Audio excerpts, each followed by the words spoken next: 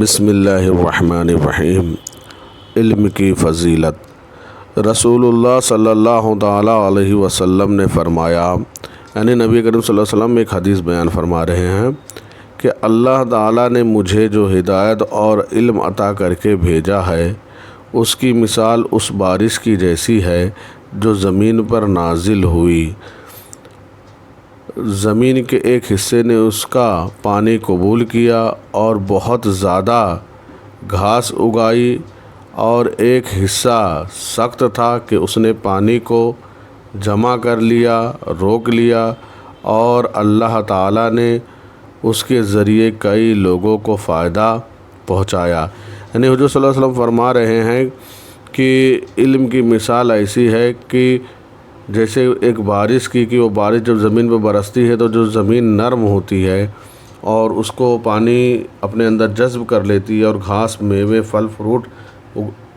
دنیا والوں کو دیتی ہے، اور ایک حصہ ہوتا ہے کہ وہ روک لیتا ہے، لوگوں کو پانی پلاتا ہے، کچھ مہینے بعد وہ ختم ہوتا ہے۔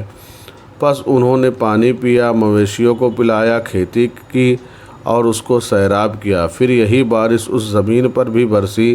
جو چٹیل میدان تھی، وہ نہ پانی کو روک سکی اور نہ گھاس اگا سکی۔ پس پہلے کی مثال اس شخص کی طرح ہے جس نے دین میں فقہ حاصل کی، دین کو سمجھا اور اس کا علم حاصل کیا، اور اللہ تعالیٰ نے مجھے جس چیز کے ساتھ بھیجا ہے اس کے ذریعے نفع دیا، اور پھر اس کے ذریعے لوگوں کو نفع دیا۔ سو اس نے خود بھی علم حاصل کیا اور لوگوں کو بھی اس کی تعلیم دی۔ اور دوسرے شخص کا مثال اس آدمی کی مثال ہے جس نے جو پتھریلی زمین کی طرح ہے کہ علم اور ہدایت قبول کرنے کے لیے سرے سے ہی نہیں اٹھایا، یعنی وہ اپنا سر ہی نہیں اٹھایا کہ وہ علم و ہدایت حاصل کرے، اور اللہ تعالیٰ کی وہ ہدایت قبول نہیں کی جس کے ساتھ اس نے مجھے مبعوث کیا۔ دوسری حدیث میں حضرت سیدنا انس بن مالک رضی اللہ تعالیٰ عنہ بیان کرتے ہیں کہ نبی کریم صلی اللہ تعالیٰ علیہ وسلم نے فرمایا، زمین میں اہل علم کی مثال آسمان میں ستاروں کی سی ہے۔ ان علماء کے ذریعے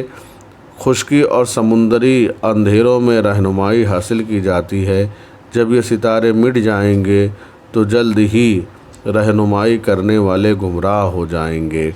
یعنی اس حدیث کے ذریعے سے یہ بیان کیا جاتا ہے کہ جس طرح پہلے زمانے میں اور آج بھی کئی لوگ ستاروں کے ذریعے سے راستہ ڈھونڈتے ہیں، تلاش کرتے ہیں، اسی طریقے سے یہ علماء بھی ہیں، علم حاصل کرنے والے بھی ہیں کہ ستاروں کے مانند ہیں، اور